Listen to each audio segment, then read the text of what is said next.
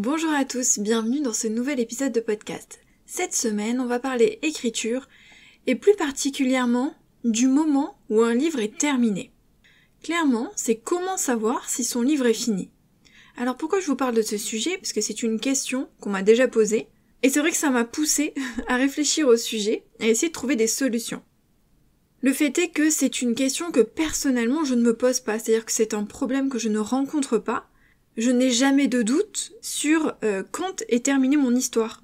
Je ne me pose pas la question. À un moment donné, je sais que c'est fini, je sais que je l'ai assez retravaillé, je sais que l'histoire est bouclée, etc. Bien sûr, on pourrait toujours améliorer, on pourrait toujours le relire, toujours retravailler des phrases, chercher encore un meilleur mot par-ci, par-là, enfin je veux dire, on peut toujours améliorer tous les romans, évidemment. Si on reprend son texte 6 mois, 1 an, 2 ans, 5 ans plus tard, on pourrait changer plein de choses, peut-être même qu'on changerait des éléments importants de l'intrigue.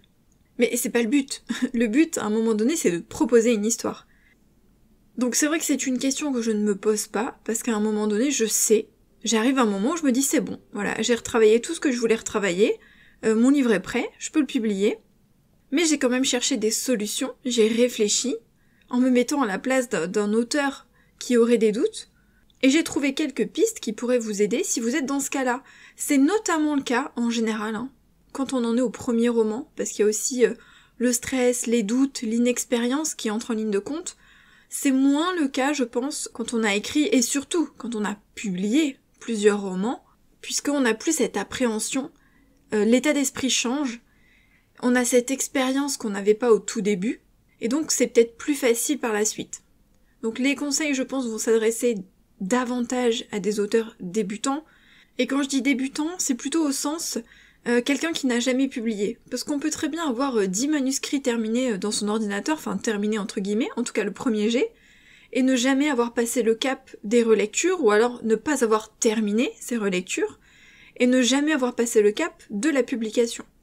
Donc ces conseils s'adressent plutôt, je pense, à ces auteurs-là, qui n'ont pas encore franchi le pas. Mon premier conseil, c'est de prendre des notes tout au long de sa relecture. Et j'ai même envie de dire, au moment de l'écriture aussi.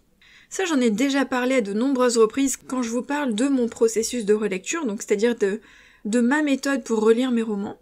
Je vous ai expliqué donc que je prenais des notes, c'est-à-dire que pendant l'écriture, parfois j'ai des idées de choses que je vais devoir vérifier, ou de choses qui, je pense, vont manquer. Par exemple, je peux écrire quelque chose et puis noter sur ma petite fiche vérifier l'âge pour ce métier, ou vérifier quelle est la couleur des yeux de tel personnage, ou trouver le prénom du père de tel personnage.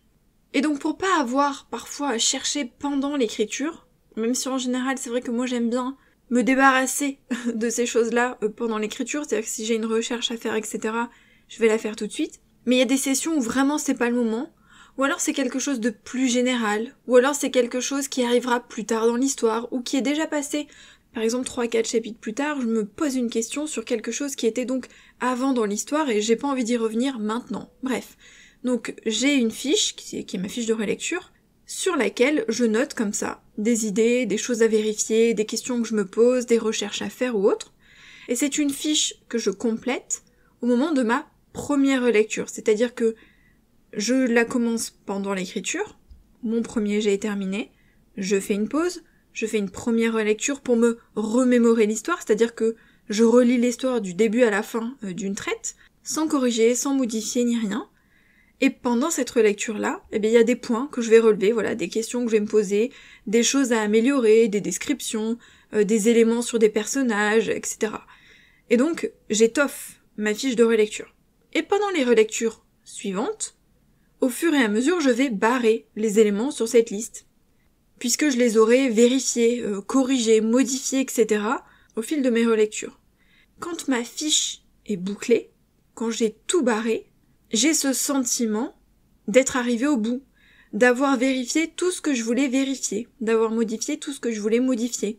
Puisque j'ai fait plusieurs relectures, puisque tous les éléments qui m'ont posé question ou qui m'ont posé problème ont été résolus, puisque j'ai tout barré sur ma fiche, donc avoir une fiche de relecture, pour moi, c'est un outil indispensable, parce que quand j'arrive au bout, je me dis c'est bon, c'est ok, mon histoire elle est bouclée.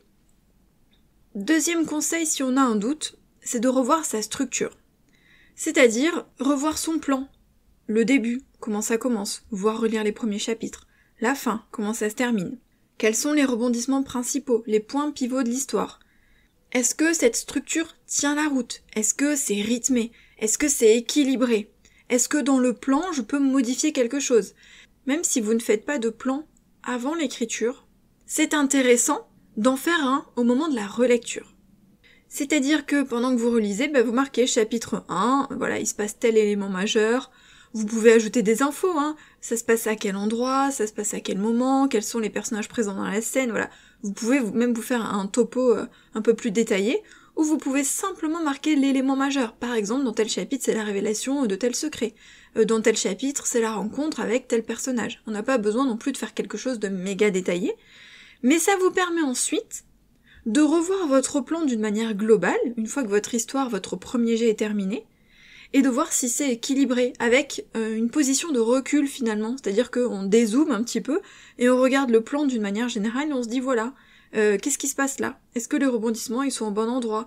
Vous pouvez même mettre des couleurs différentes, utiliser des post-it, utiliser un tableau, enfin voilà, c'est à vous de vous organiser, mais ça vous permet d'avoir une vision plus globale, une vision d'ensemble de votre histoire, et de voir si le plan, si la structure tient la route.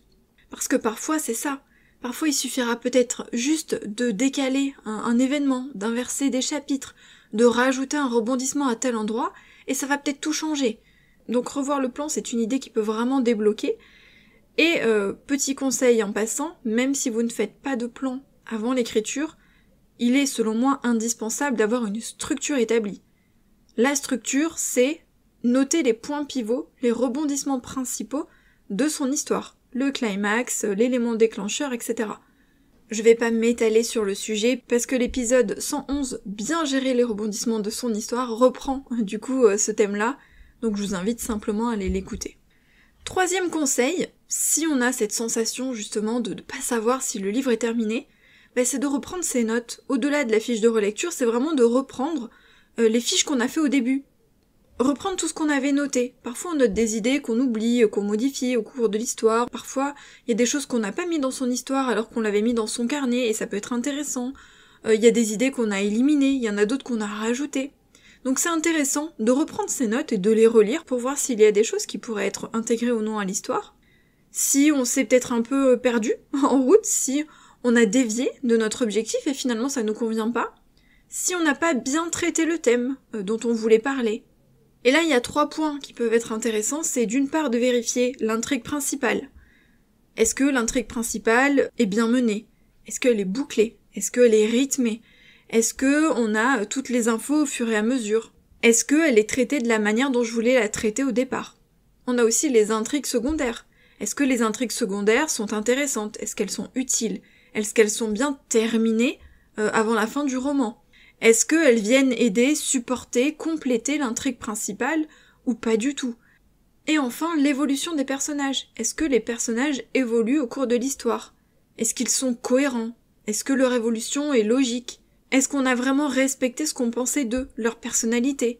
Est-ce que les situations, les actions permettent justement de traduire leur personnalité et permettent de les faire avancer, de les faire évoluer en lien avec l'intrigue principale? Donc voilà, il y a des questions à se poser, des questions de base finalement, parce que même si on y a réfléchi avant d'écrire, parfois, en cours d'écriture, on dévie un petit peu. Et ça peut être pour le mieux, évidemment, puisqu'on peut changer d'avis en cours d'écriture et faire quelque chose de différent, pas de souci. Mais parfois on a dévié sans s'en rendre compte, et finalement ça colle plus à notre histoire et à ce qu'on avait prévu. Donc c'est bien de reprendre ces notes de départ et de faire un petit point, un petit bilan pour voir où on en est.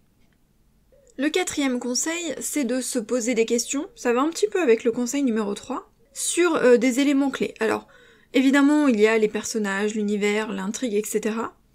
Mais il y a aussi, est-ce que il y a de l'émotion? Est-ce que l'univers est bien décrit? Est-ce que c'est assez riche, en fonction du genre évidemment dans lequel on écrit?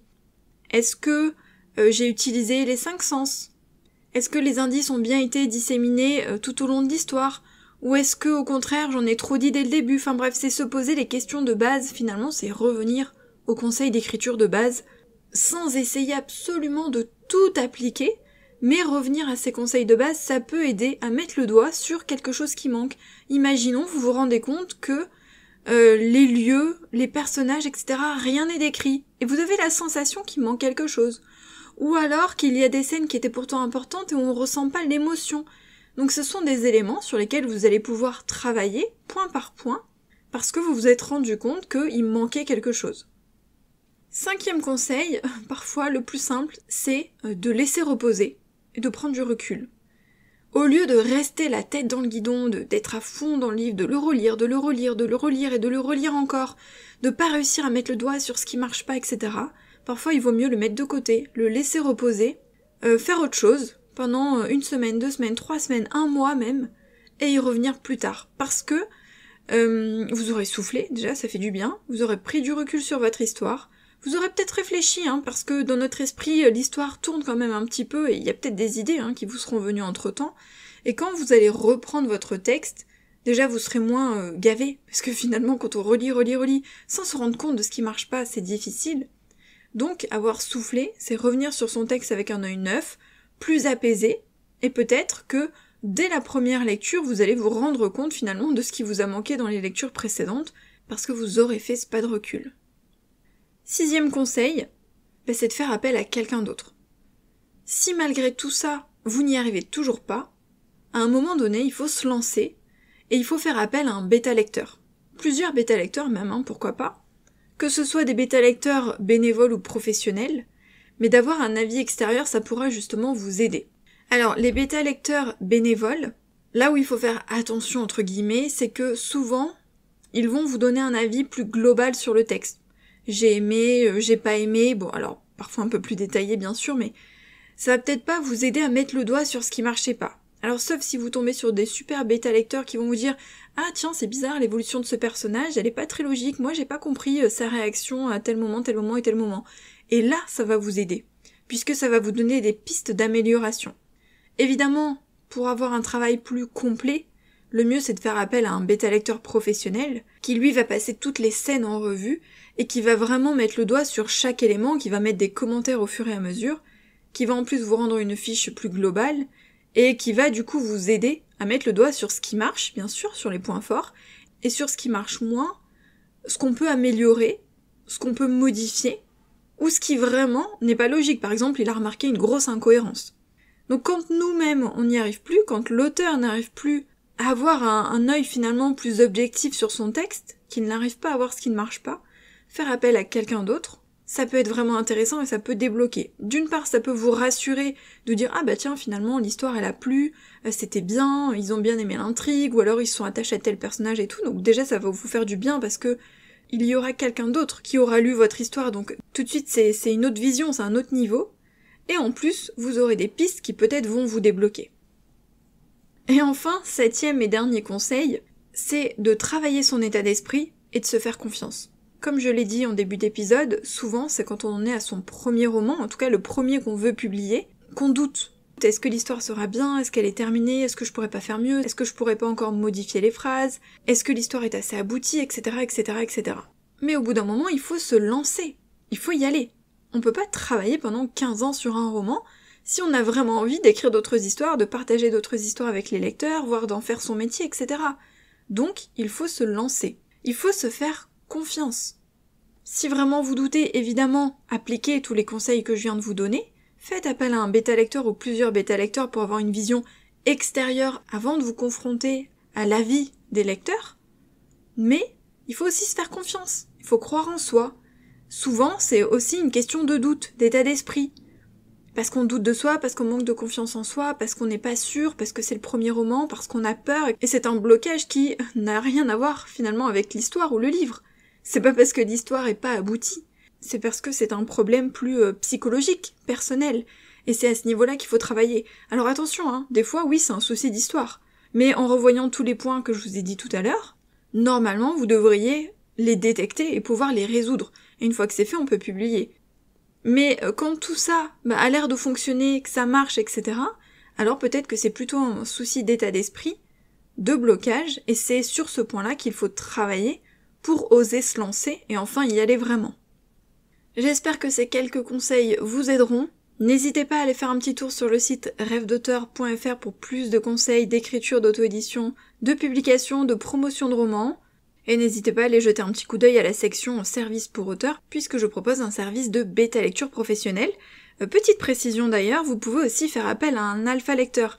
J'en ai pas parlé pendant l'épisode, puisque moi je me suis concentrée sur les personnes qui ont fini le premier jet, mais ça peut être intéressant de faire appel à un alpha lecteur, alors soit pendant l'écriture de votre livre, c'est-à-dire que vous faites appel à l'alpha lecteur dès le début de l'écriture, il va vous accompagner tout au long de l'écriture, ce qui vous aidera vraiment à avancer avec moins de doutes, ou alors au moment de la relecture, quand vous retravaillez chapitre par chapitre, vous pouvez également faire appel à un alpha lecteur qui va vous suivre au moment de ce retravail, toujours de la même façon, c'est-à-dire petit bout par petit bout, chapitre par chapitre. C'est comme pendant l'écriture, sauf que là vous avez déjà des chapitres décrits, il y a déjà la matière, simplement vous la retravaillez au fur et à mesure et donc vous envoyez les chapitres au fur et à mesure à votre alpha lecteur. Je pense que ça peut éviter pas mal de blocages et ça peut éviter d'avoir ensuite tout ce retravail, tous ces doutes, puisque vous aurez déjà été accompagné. Donc sur Rêve d'auteur, je propose les services d'alpha lecture et de bêta lecture. Je pense avoir fait le tour de la question, donc nous on se retrouve la semaine prochaine pour un nouvel épisode de podcast. Bye!